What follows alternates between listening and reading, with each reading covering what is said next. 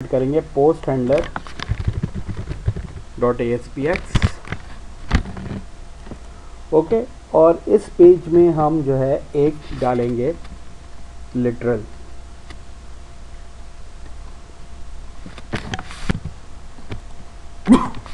बल्कि अभी नहीं डालते, लाइन बाय लाइन चलते हैं ताकि आपको पता रहे। ओके, कोड बिहाइंड में आ जाइए पोस्ट हैंडलर के और यहाँ पे इंपोर्ट कीजिए system.net। अब ये जो system.net है ये बेसिकली ASP.NET की जो सर्वर साइड लाइब्रेरीज हैं उसमें से है ये। तो इसमें अब हमें क्या करना होगा, इसमें जब ये पेज इवेंट्स में जब पेज लोड होगा तो हम कुछ प्रोसेसिंग करना चाहते हैं। तो हम यहाँ पे कॉल करते हैं जी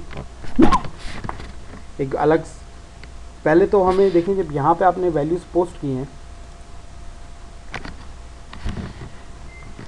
और इसका वेरिएबल ये बताया है, तो जब आप इस पेज पे रिक्वेस्ट डॉट फॉर्म करेंगे तो ये वेरिएबल और इसकी वैल्यू अगर कोई होगी तो अवेलेबल होगी। तो इसको मैं कॉपी करता हूँ जरा और यहाँ पे पहले चेक लगाता हूँ कि if http context.current.request.form IP2 check is not empty then, तो हम चाहते हैं प्रोसेसिंग हो। सही, अब हम क्या प्रोसेसिंग चाहते हैं, बेसिकली हम चाहते हैं कि हम इस वेब सर्विस को जो यहाँ पे मौजूद है इसको हम एक्सेस कर सकें। अच्छा, अब वेब सर्विस एक्सेस करने के मैंने आपको कुछ तरीके बताए थे, HTTP गेट, पोस्ट और सो। इस केस में हम HTTP गेट यूज़ करेंगे वेब सर्विस एक्सेस करने के लिए, क्योंकि कोड इसमें थोड़ा सा छोटा हो जाता है। तो अभी क्योंकि वीडियो की लेंथ भी बड़ी हो रही है तो हम पोस्ट वाले को नहीं करेंगे, हम इसमें गेट को करेंगे। अच्छा, अब इसमें कन्फ्यूजन नहीं हो जाए आप लोगों को कि जो हम क्लाइंट साइड लाइब्रेरी यूज़ कर रहे हैं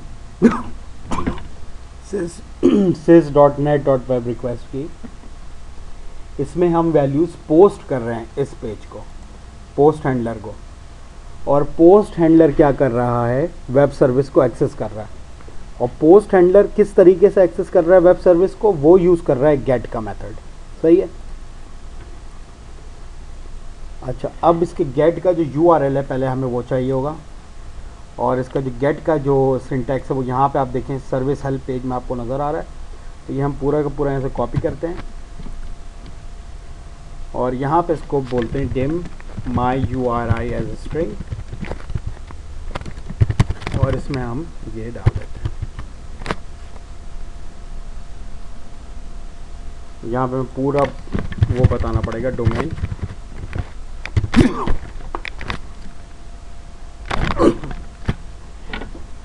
ecubicle.net, और यहाँ पे क्वेरी स्ट्रिंग में जो वैल्यू जाएगी इसके बाद,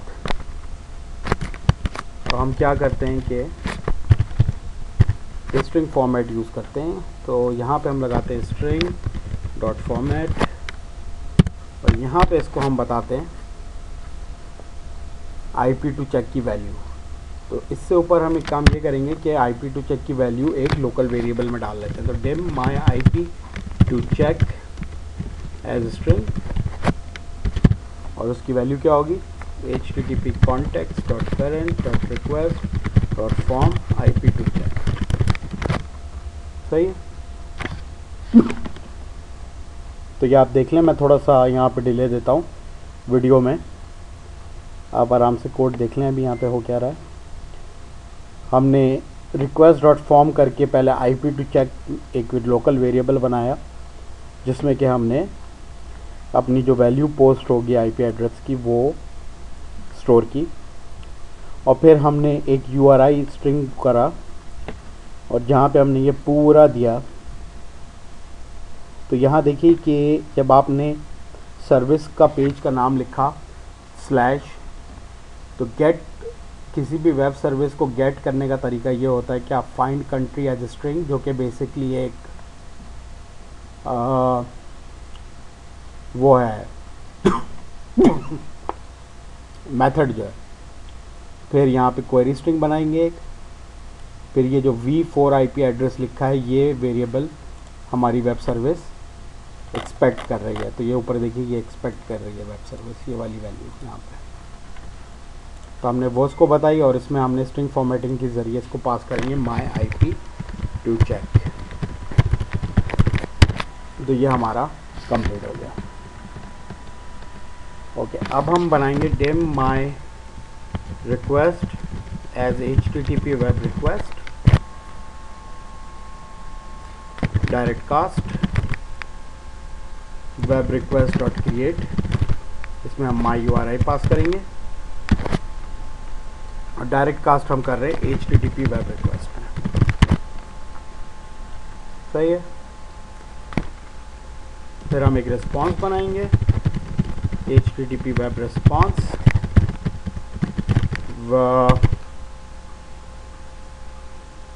और इसमें my request dot get response और इसको हम कास्ट करेंगे वेब रिस्पॉन्स। सही है जी।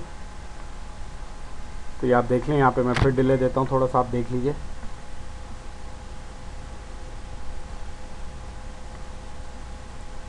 ओके, अब हम एक स्ट्रीम रीडर बनाएंगे dim my stream reader as new IO dot stream reader और इसमें पास करेंगे my response dot get response stream. सही है, देख लीजिए। ओके, अब हम करेंगे while not my stream reader dot end of stream.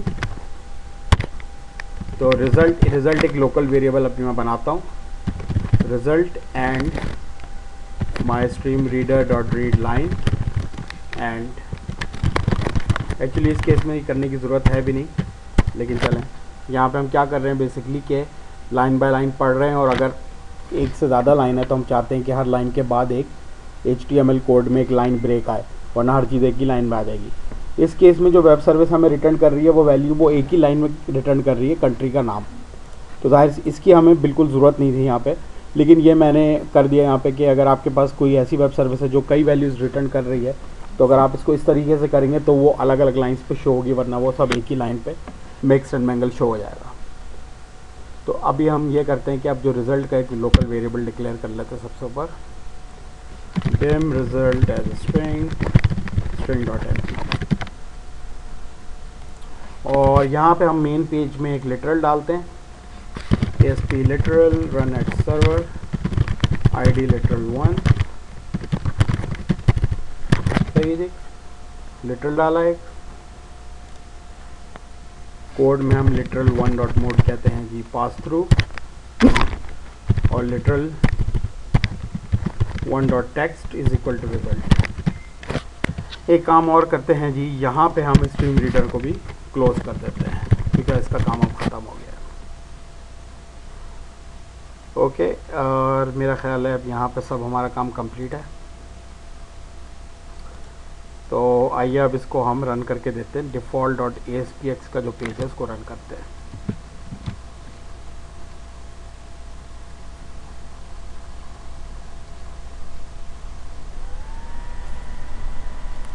अच्छा, ये जो बटन है इसको भी ज़रा हम सही कर लें थोड़ा और इसकी वैल्यू दे दें चेक IP। ठीक है, और यहाँ पे अब हमें एक चाहिए होगा IP एड्रेस। तो हम क्या करते हैं, एक IP एड्रेस लेते हैं किसी भी उसका, CMD ping google.ca edit mark, enter का बटन दबाएंगे तो ये ऑटोमेटिकली कॉपी हो जाएगा। एंटर दबाया, कॉपी हो गया।